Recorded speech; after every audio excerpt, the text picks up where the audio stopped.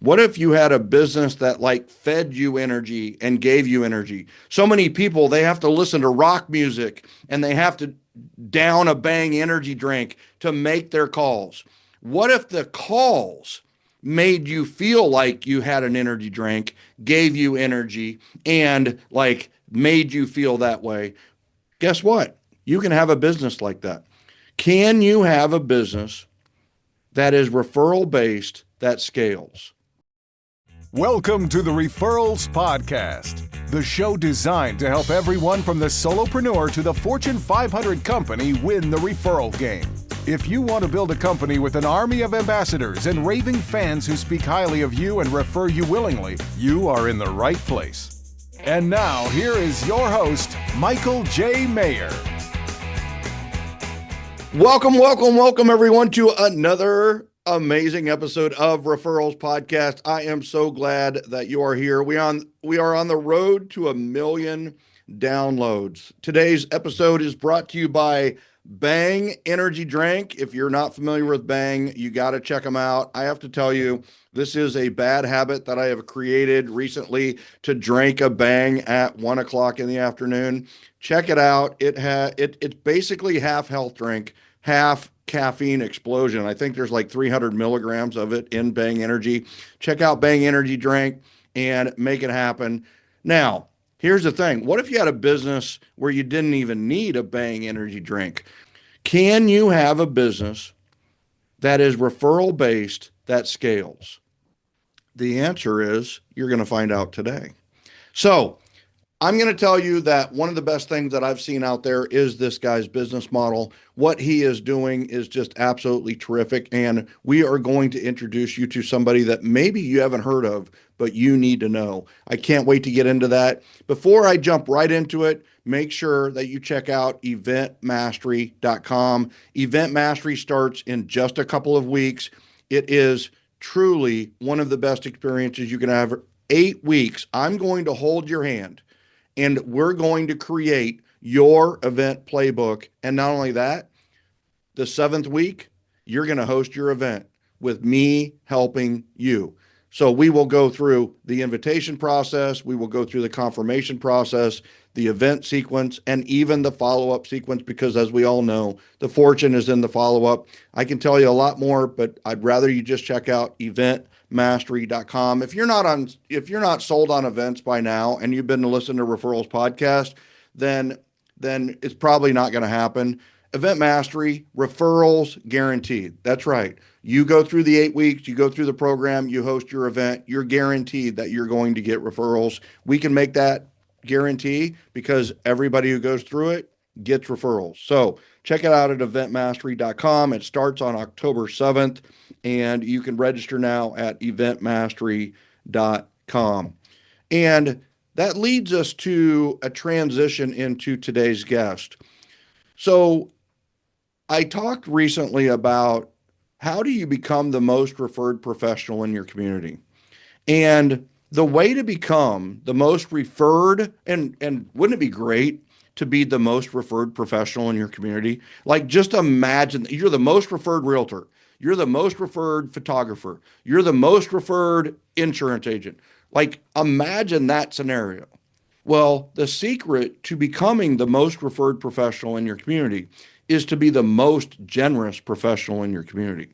We're going to show you exactly how you can take steps to be the most generous professional in your community, which, now, we're not doing this for referrals, but the end result is referrals and opportunities beyond what you could even imagine, way above and beyond the benefits of just business. This is a life that is generous and a beautiful life. And I want you to know about a good friend of mine.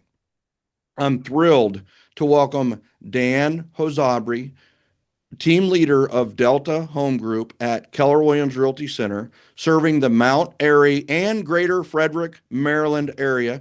With over 21 years of experience in real estate, Dan has built a reputation for smooth, transparent transactions and a client-first service.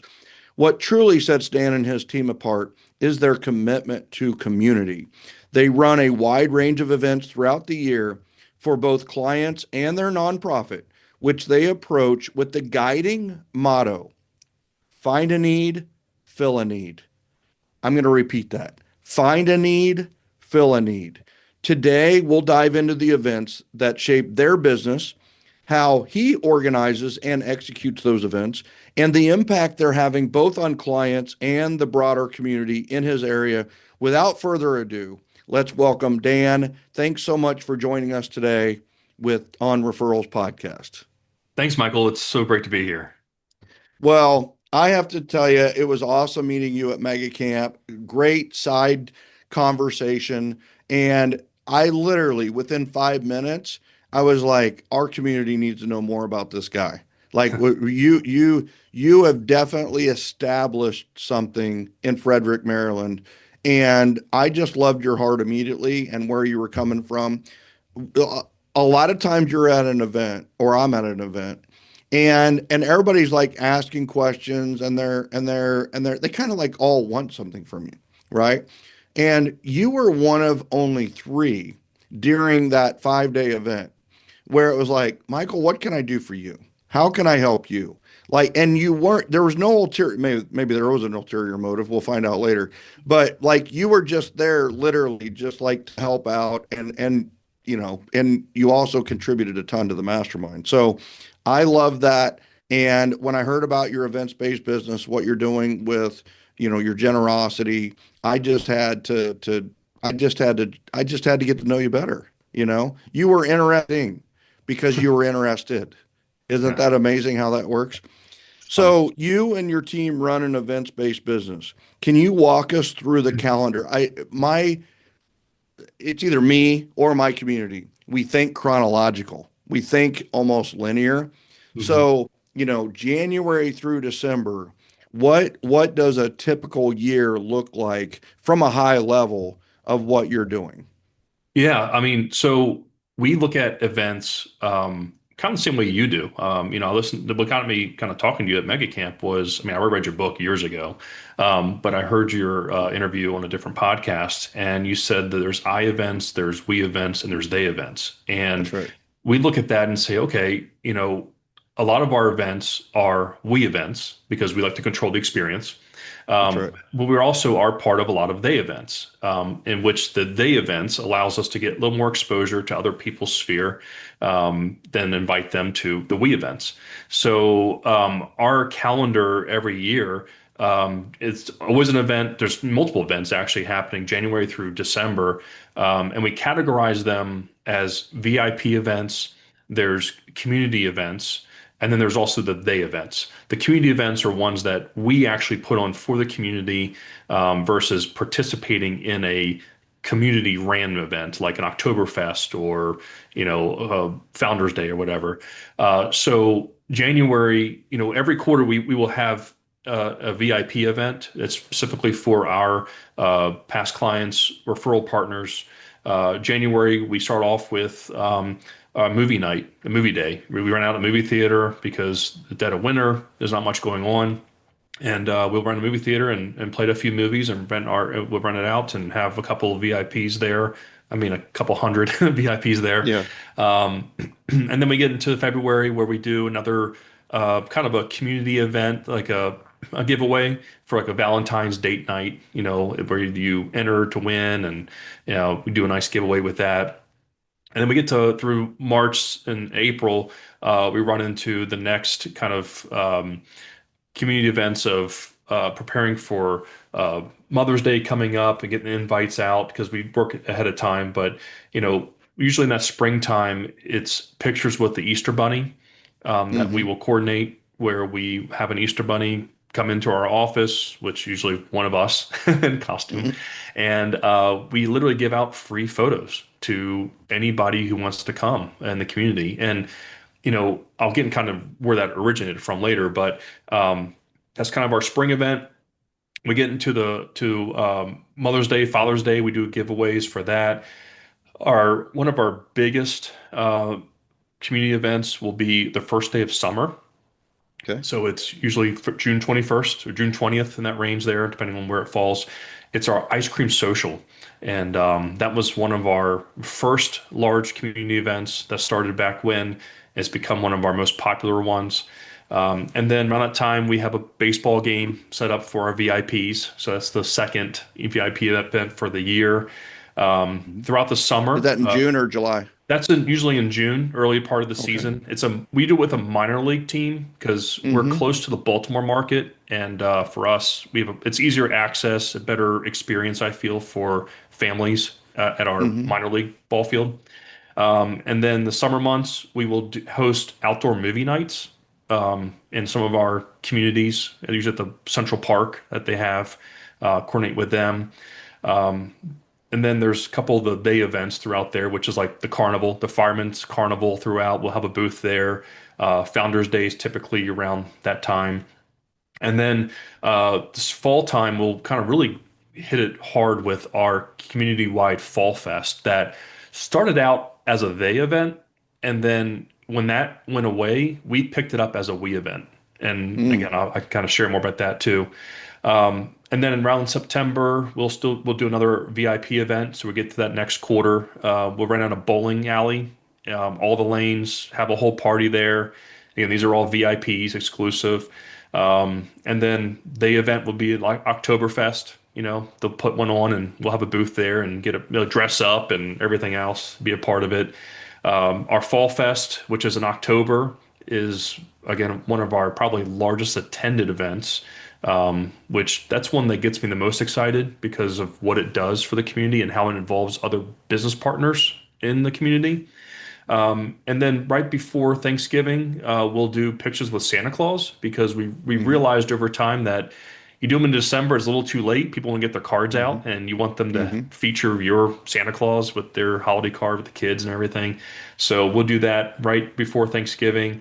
And then right a few days before Thanksgiving is the pie party. We'll do that for Mm-hmm. our clients, which is kind of rolling out finishing up the fourth VIP event for the year.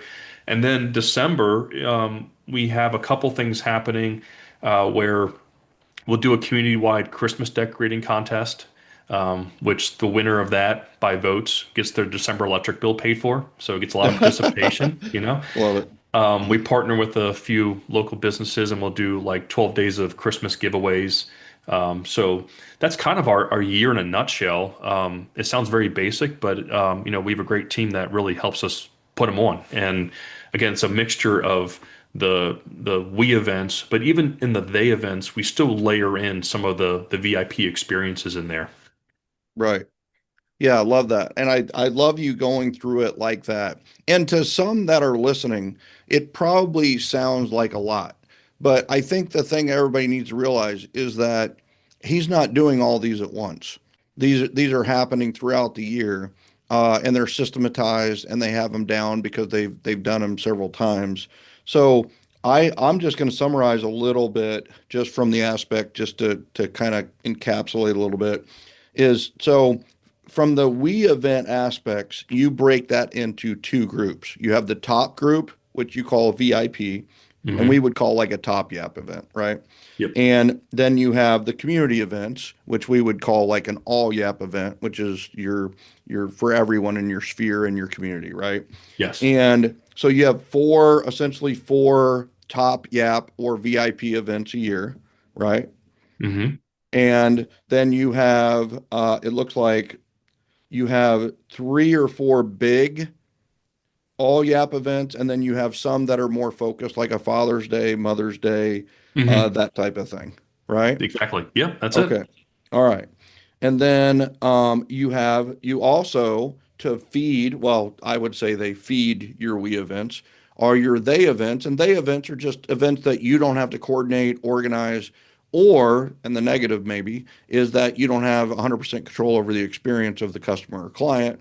Mhm. Um, and these are events like the Fireman's, the Founders Day, and a local event that like Oktoberfest, right? Exactly. Yep. Yeah. Okay.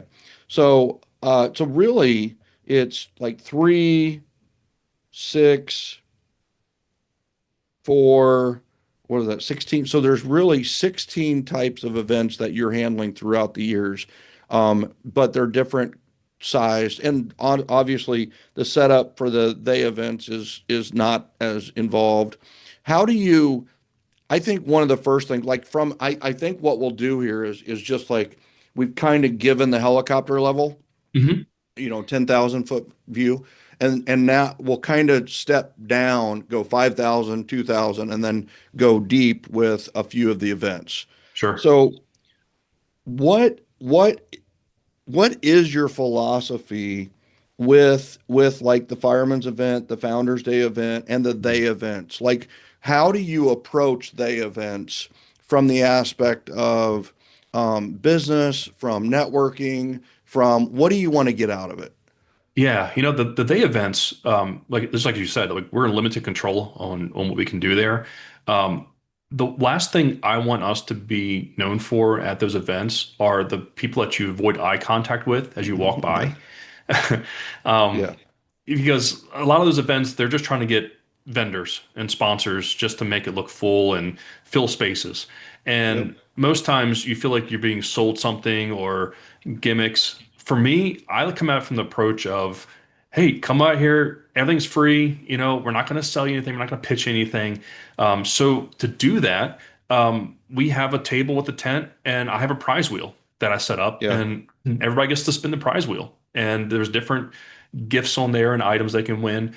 We also have a bubble maker that just blows bubbles the whole event because I know my kids are attracted to the bubbles are and they want to stand by, and it creates people standing there and playing with them, and they'll literally just park their grandkids or kids right in front of it in the stroller in front of the bubble maker and just have a conversation with you as their kids just living it up.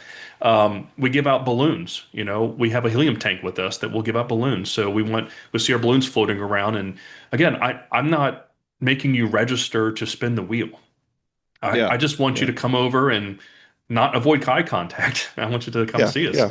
Yeah, you And want and it to be be, more welcoming. They're all hesitant, their guards up. They had yeah. just gotten sold by the pest inspector or whatever it may Hmm. be, and your booth becomes almost like a safe space. Hmm. Don't worry about being sold. Hey, listen, it's the opposite of that. Instead of being sold and buying something, you can't buy anything here. You can only win something. You're going to walk Exactly. away with. So what are some of the prizes that you give away on your prize wheel? Well, How do usually you it's how do going. you run that contest essentially? Yeah, yeah. So I mean, a prize will everybody's a winner. There's multiple things on there, and usually they're going to be branded items. So beach balls, kids love the beach balls. It's things that, what are going to be something. What's going to be something that someone's going to take home with them and not throw away right away. Right. So magnetic chip clips. Everybody loves chip clips or putting on your refrigerator for notes. You can never have enough of those, I feel. Yeah. We even the most recent ones that parents really love that kids also get to use frequently is those little hot and cold packs. You can freeze Hmm. them for a freezer pack, or you can also warm them up for like for a store or whatever else. So that's branded, looks like a little house. Hmm. So we have those different items, the little pop-up fans, because usually we're doing these in the summer months where it's really hot. And Yep. it's these circular fans that can fold up and can fit in your pocket. And it has our branding on it. So things that you're not just going to have once and toss. We kind of avoid the stress balls and stuff like that Yeah, I knew because I knew you were going to say that. Yeah, for koozies. sure. Yeah. Yeah. Yeah, they're going to get thrown away, right? Yeah. Yeah. Um do you have I mean, to get granular with this, do you Hmm. have numbers on the wheel? Do you have colors on the wheel? Do you have actually the gifts Hmm. on the wheel? Like, Yeah. how do you know when they spin it? How do they know which prize they win? Oh, I that's know great. that Yeah. sounds So super simplistic, yeah, but no. So we just bought like a prize wheel on Amazon that's got the multicolored panels, and we have a dry erase marker, and we just write what it is we have on there you there, go. and it's like All right. either hot cold pack, fan, bottle, color changing cups, things that again my kids or my we want to hang on to. We're not just going to toss. And then Right. we have all the prizes displayed on the table so they can visibly see there's things here. Yeah. Not just hidden in a box behind the table. So we put it Yeah. out there on display. They spin the wheel and they grab it right from there. We have sunglasses. All right, do you want black or white ones? And Yeah. they're already there for them to visibly see and touch. So it's very basic. Again, nothing that has to be crazy. Or sometimes I've seen some actually, other even competitors have done it where it's like they have spin again, a free spin. I'm like, what's the purpose of that? Just get them to spin once, because Yeah. get your prize and like talk and hang out and go. I mean, go to the next kid, you know?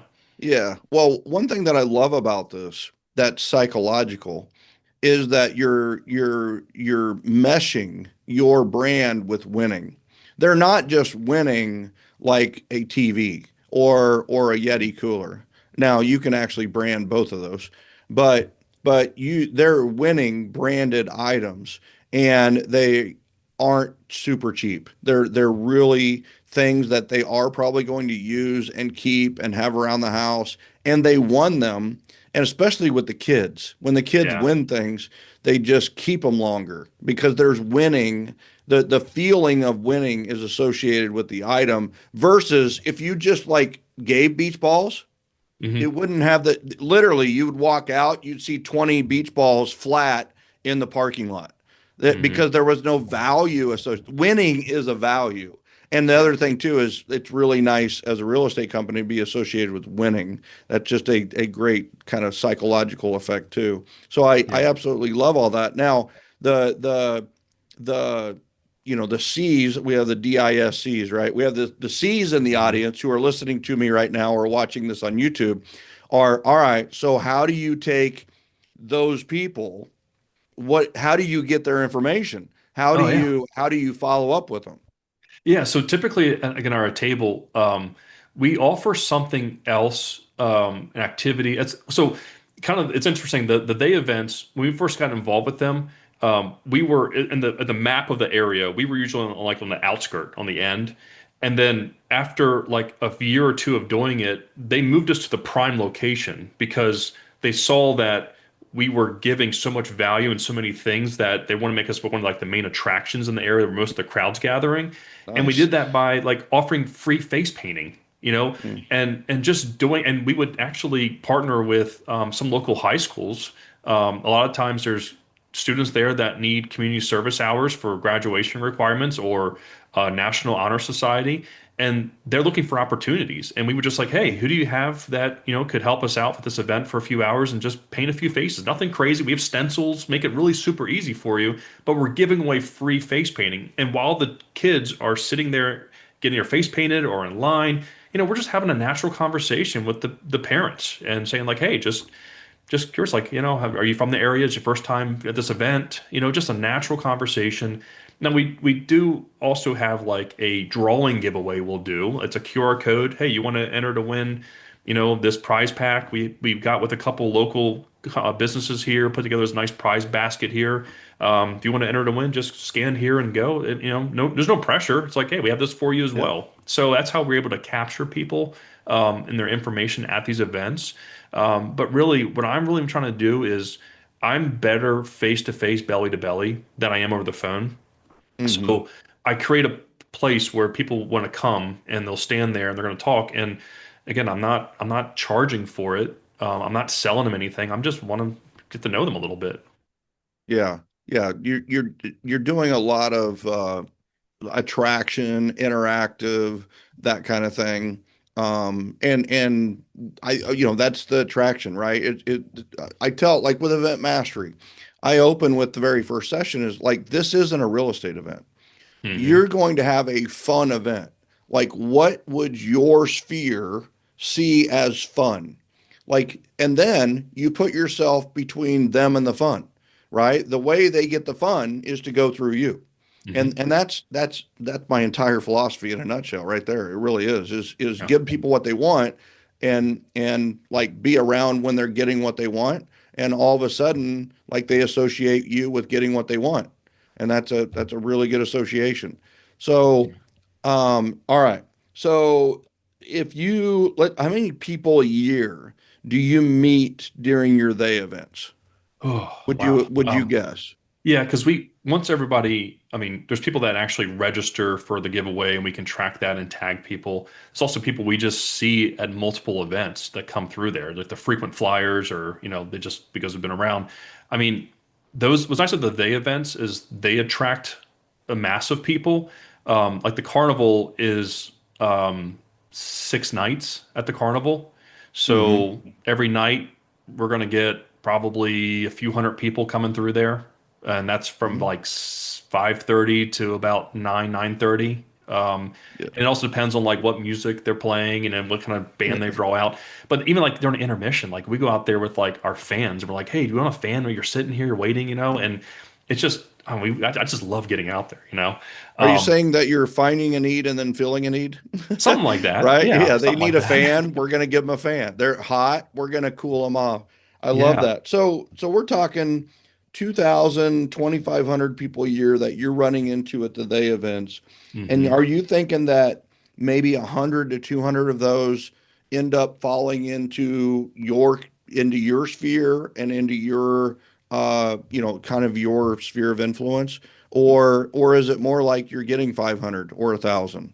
Yeah, I think the numbers more around 500 or 1,000 because they see you there and it's usually not just one event that they will associate you with. Yeah, They'll like, wait a minute, like, did you just do ice cream a couple months ago? I saw you at Jimmy Cone or whatever. I'm like, yeah, that there was you that go. was us. So they start associating you in other areas, and then they start. It's that trust. They start to build, and but of the day events, again, we capitalize that to get introduced to more people than I will see at my own events, and we just love on them, and try to find out how can we help them and provide value, even to where like it's at the between you and them and the fun.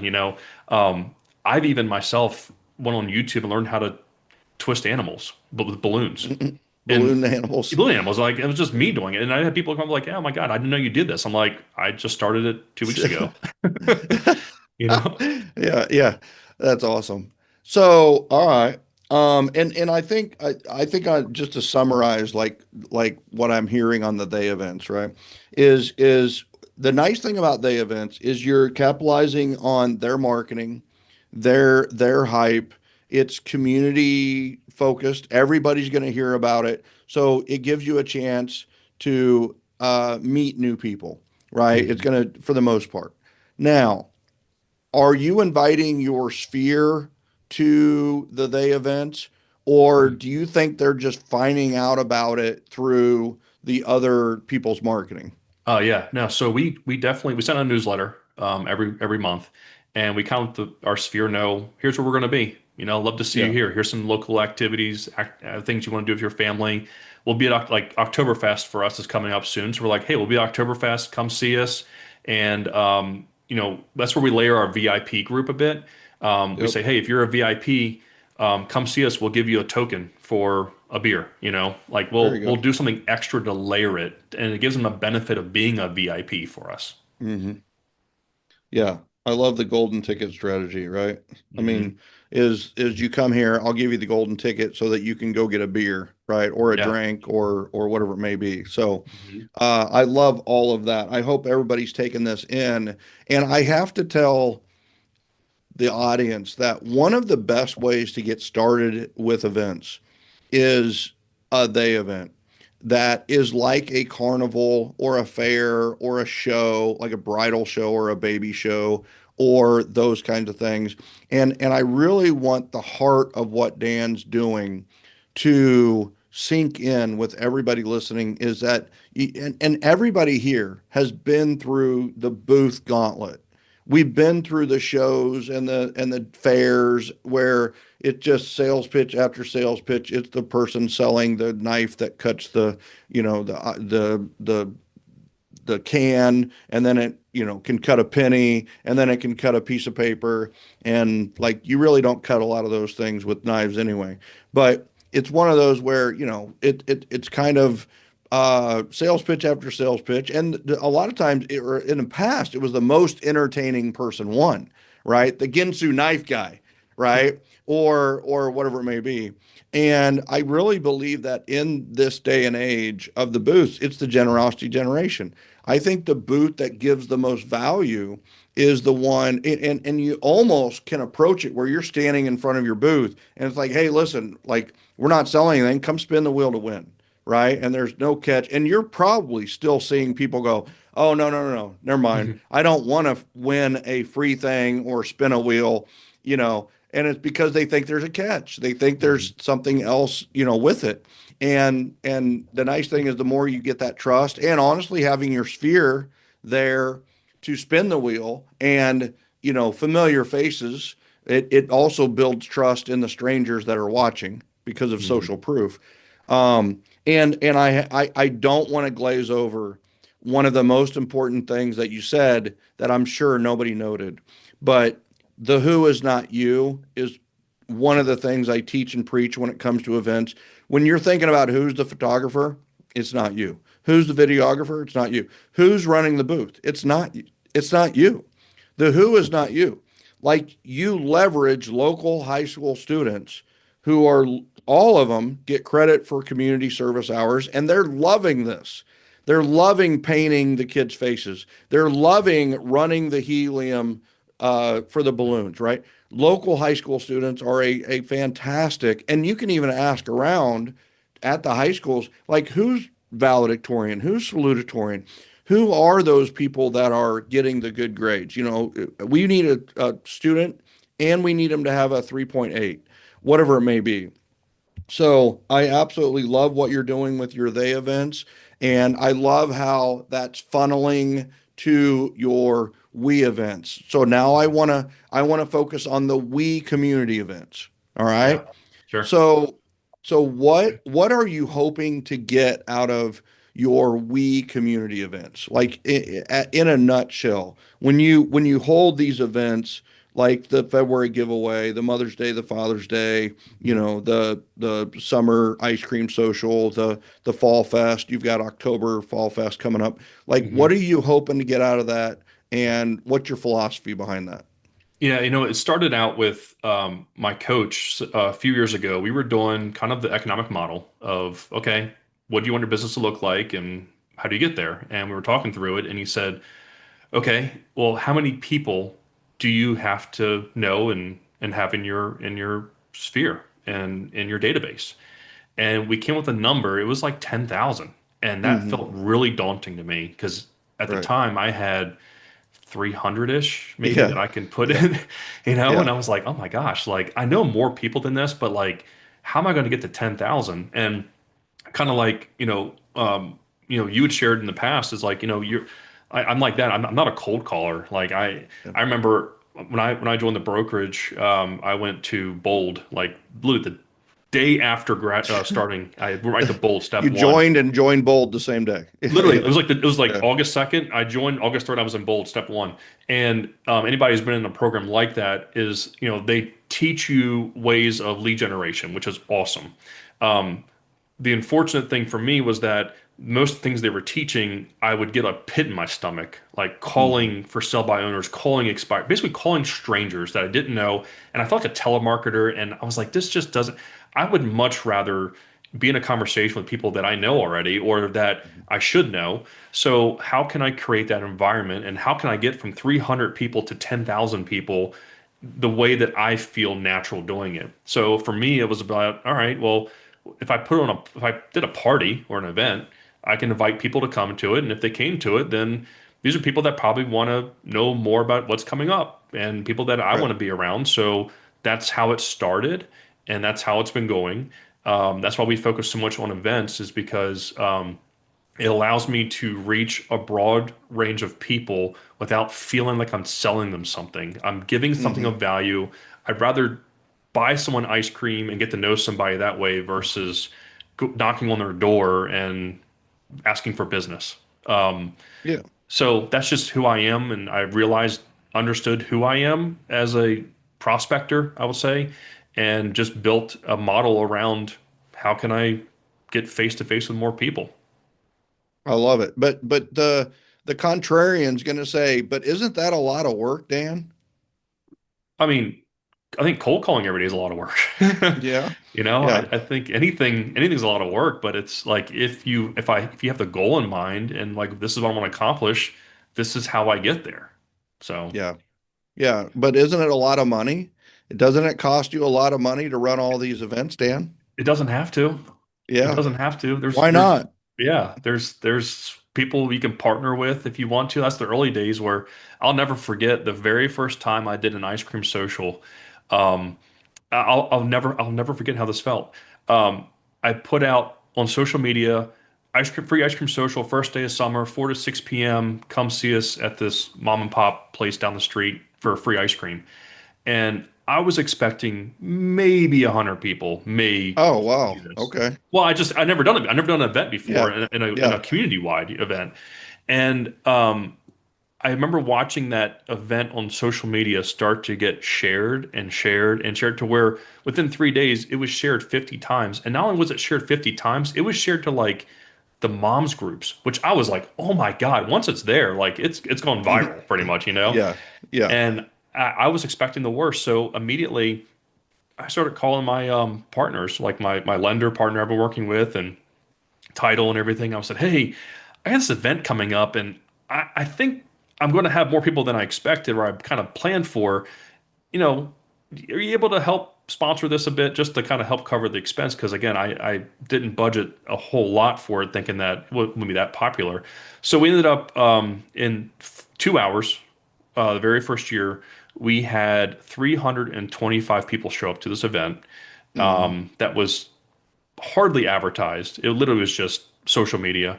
Um, and it cost me $1,700. And I remember like, oh my God, I've never spent, you know, $850 an hour on anything, you know? Yeah. And so I was feeling it. And from that event, um, there was a gentleman that I got reconnected with that I had played in a church softball league with. He wasn't on my team, he was just in the same league. And he came there, was like, "Hey, I saw your event, and I remember you. Do you remember me?" And I said, "Yeah, sure." And he said, "Well, I'm meaning to talk to you. My daughter is thinking about moving closer to us. Do you think you can help her?" And I said, "Yeah, absolutely." So I got connected with his daughter and helped them sell their house, and they bought something closer to to there. And then his daughter was like, "Hey, my sister-in-law needs to relocate out of state. Her husband got a new job in North Carolina. Can you help her?" And I said, "Sure." So I connected with a great agent. I got a referral for it, and then I helped them sell their house here. And then the original gentleman was like, I have another daughter, and her husband's military, and he's going to be moving out west. So can you help them? Sure. Sold their house, helped them, go out west, and then because we're very systematized on how we follow up with people in our database. And I'm not sure people are familiar with the term orphan buyer, but really it's someone who bought your listing is what it is. So Right. we market to those people and we invite them to our we events. And For sure. from marketing to those people, that very first home that I sold from his first daughter, that buyer of that property 4 years later reached out and said, "Hey, can you help us sell our house? We have some plans change and we want to use you." So I sold that house again. And then the second daughter, who ended up her husband's deployment was over and moved back home and helped them buy. So that one event of connecting that I was panicking about doing because I thought, oh my God, I've spent so much money. It turned into, I mean, I think I'm calculating it now. It's probably 60x right now, just from that Yeah. one gentleman, not to mention everybody else who's come over the years from that. So, That gentleman needs more daughters. I mean, well, he the does have more a daughters son, he and I'm has, talking the about better your that. business Yeah, goes. yeah, But one thing on that is you said it cost you $1,700, but it actually didn't cost you 1,700, right? You actually split that. And yeah. what was your final number? It was under 1,000, I think it ended Yeah. up being. Yeah. Yeah. Yeah. Through sponsors and everything else. So, and Hmm. you probably, if you worked it harder and maybe had more run up time, probably could have got the full 1,700 covered. Oh yeah. And then now your ROI isn't 60, it's now infinite, right? Hmm. So, I love that. That's awesome. So, talk to me about, rather than partnering with charities, right? Which we talk Hmm. about in Event Mastery, we have a whole charity mastery section. You decided that you were going to start your own nonprofit and partner with and run it and go through your events with your own nonprofit. What is your nonprofit's name? And then, like, what inspired that decision and how has it kind of shaped the way that you do your events? Yeah. So my real estate team name is Delta Home Group. So DHG is kind of how we abbreviate it a bit. So we started DHG Gives, which is Mm-hmm. our 501c3. It's dhggives.org, so it's fully separate from our business website, but it's affiliated in a sense that the logo incorporates the same DH. It just has Yeah. hands holding it instead. And what inspired it was the fact that I had a family member pass away about 5 years ago. It was an aunt, and at her funeral, we uh, it wasn't highly attended, and the pastor gave an opportunity for people to share anything they want to say about um, my aunt, and no one was speaking up. Mm-hmm. So I was like, you know what, maybe I'll break the ice. So I shared a story from my childhood I remember, and just to get a little laugh and just to lighten the mood a little bit, figured that would start the chain, and no one else shared. It was just me. And in that moment, it struck me that I don't want my legacy to be that way.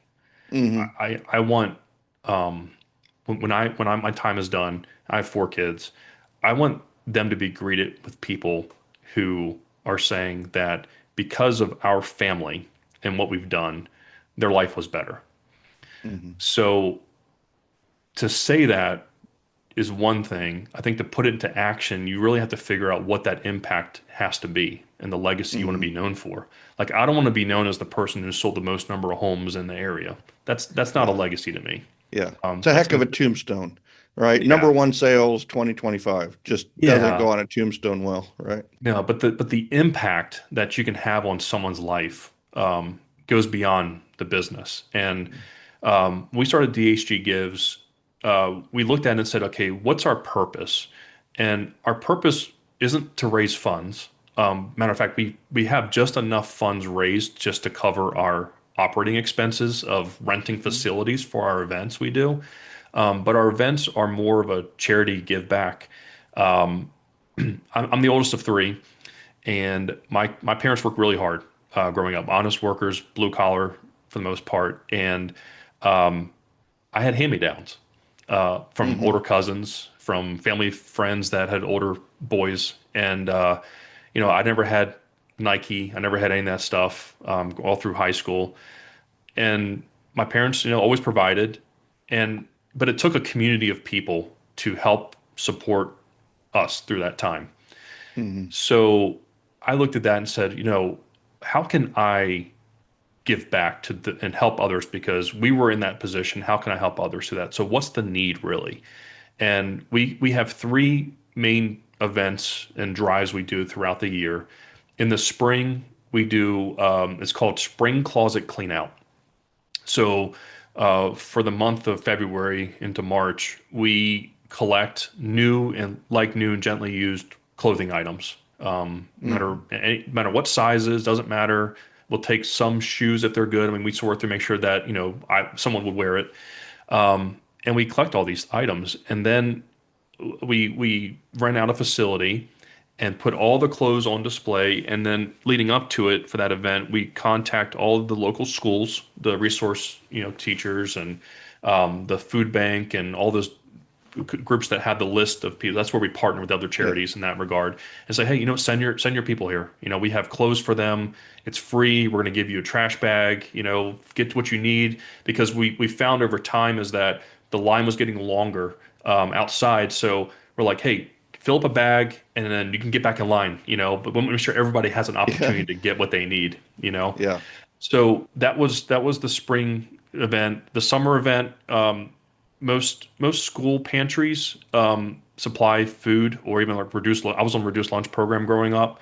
So summer months the kids are home. They're not getting the meal from school. Right. So the local pantries, their shelves start to go bare. So we try to restock them for them through the summer months. So we do a food drive combined with a school supply drive, because a lot of times kids, as they're getting ready for the school year, they may not come fully prepared with all the items they need.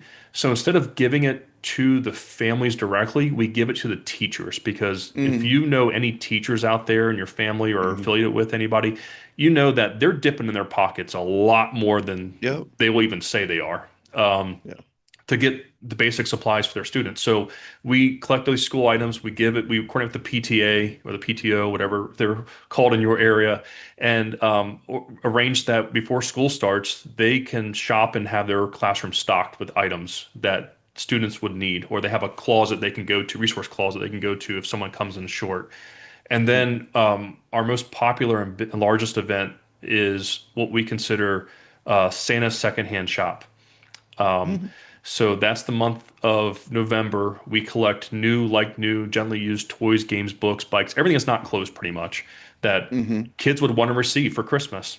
And it started really with my wife and I were kind of going through the kids' playroom, getting ready for the upcoming season of Christmas and the toys they're not playing with anymore.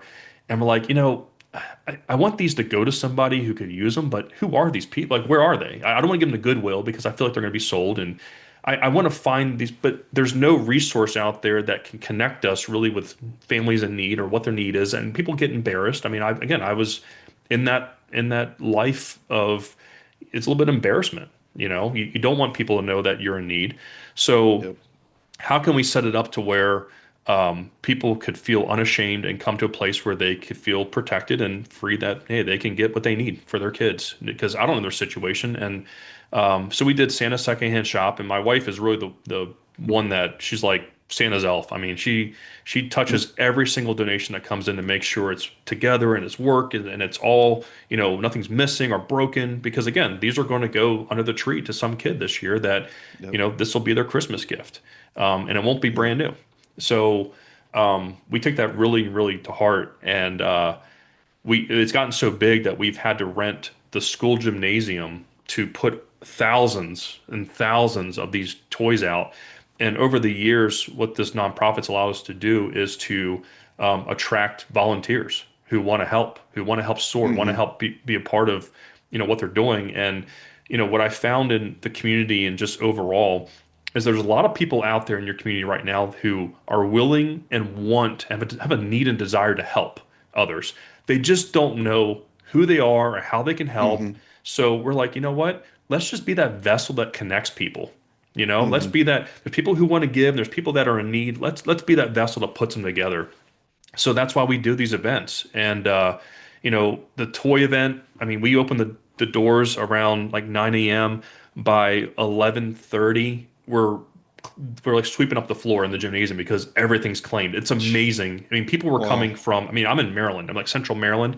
We had people coming from Pennsylvania, Virginia, West Virginia, Baltimore. I mean, they're going hours and hours away just to come get toys. And the impact we had, this is the legacy and the impact is that I'm never going to know their names. And I'm okay with Mm-hmm. that because we don't make them Mm-hmm. register.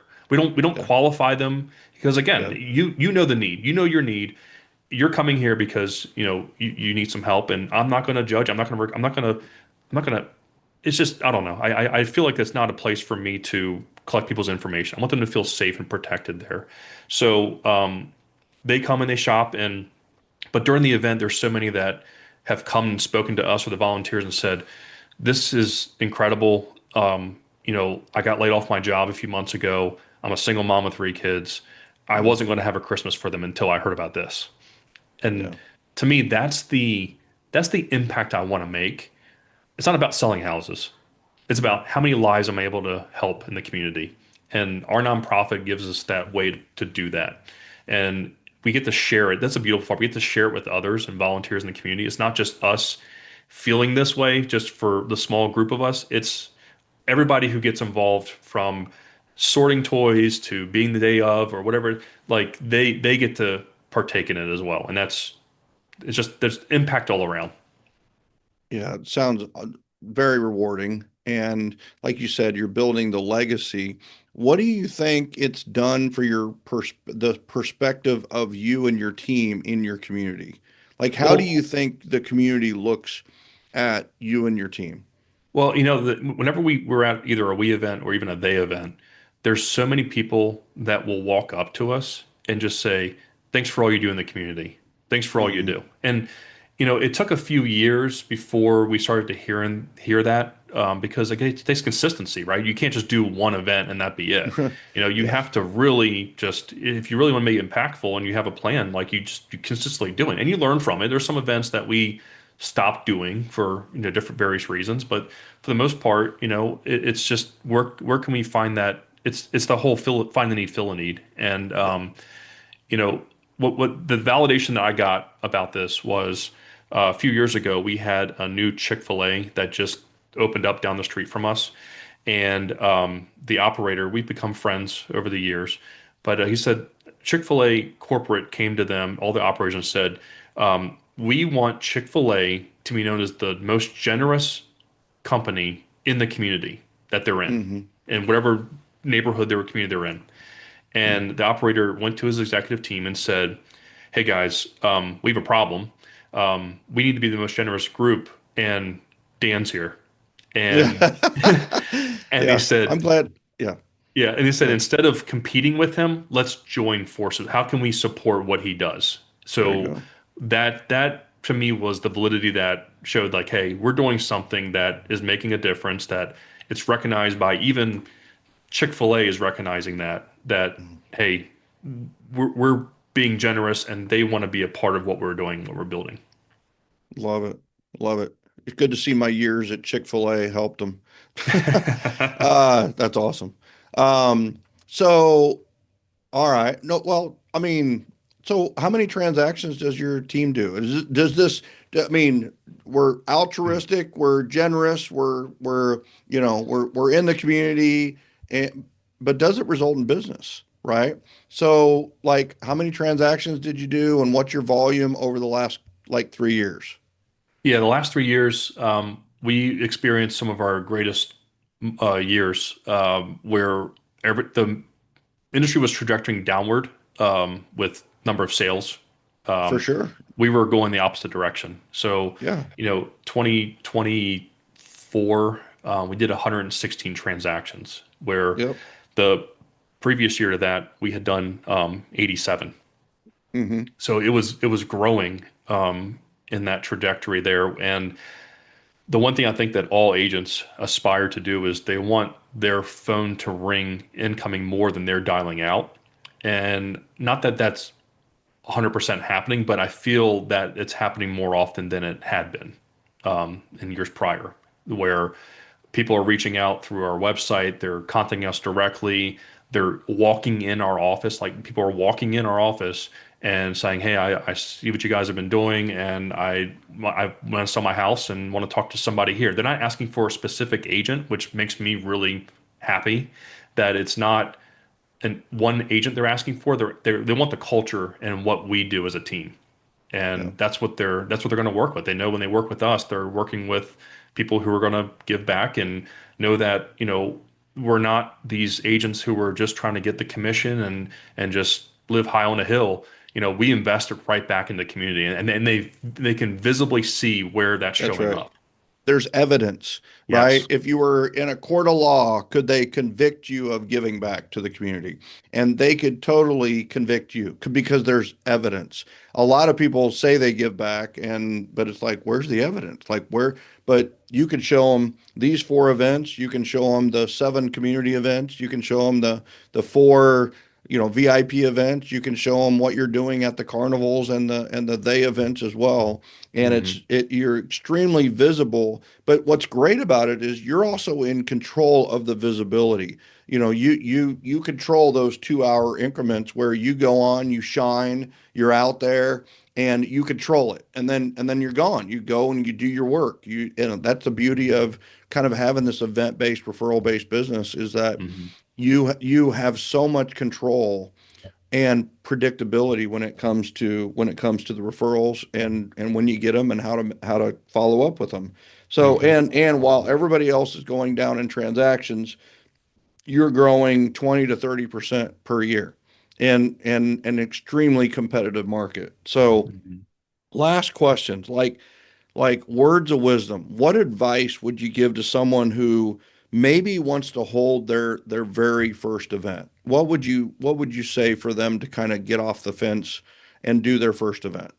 Yeah, I think that's something that it's easy to get overwhelmed by hosting an event. And I think when we look at an event, we think about big events, ice cream social, fall fest, or I got to get, months and months of organization and everything. My very first thing that I did, I'm not sure it was even like, well, I guess it was kind of an event.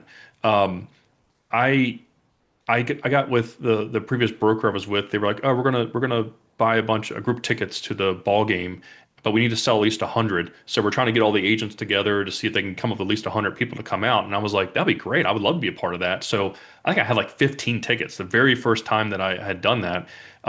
But because it was not just me, it was a pool of people. I was able to be a part of it and also get the benefit of the discount, and the Right. exposure of having a table in the atrium and everything else. So that's where I started. I didn't do it alone. I did it with others. Hmm. And that event, has grown to where now I host my own event. One of my VIP events in the summer is at the same exact ballpark. And instead of me buying 15 tickets, I'm hosting 357 people, Right. coming out. So it grows over time, but it doesn't have to be a large scale event the very first time you do it. 15 Right. people is very manageable, 20, is manageable. Um, don't feel like you have to go large or go home. That's not Yeah. true in events. Yeah. Yeah, I love that. Start small, start manageable, maybe partner with somebody else to help you along the way. I absolutely love it. And I'll tell you, Dan, we're gonna have to bring you back on. Like there's so much that we did not unpack here today, but you gave so much value in this podcast. I took 2.5 pages of notes Awesome. on everything. And I have like open box stuff. Like, oh my gosh, that's a great idea. We should totally do that. Like, oh my gosh, why haven't we thought about this? Why aren't people doing this? And like your impact to the community and what you're doing there is just it's just amazing. Like I said, it's the most referred professional in the community is the most generous professional in the community. And this isn't me saying it, it's Chick-fil-A saying it. So it's got to be true, right? And it's one of those where I just enjoyed the heck out of this interview and getting to know you better and what you shared and looking forward to getting to know you more and having you back again and let's get an update after your fall and winter events and catch up on your VIP events. Does that That'd sound be good? awesome. Yeah, I Yeah. love that. Thank you so much. Awesome. Thank you so much for being our referrals podcast guest today. Really, really enjoyed it. Thank you.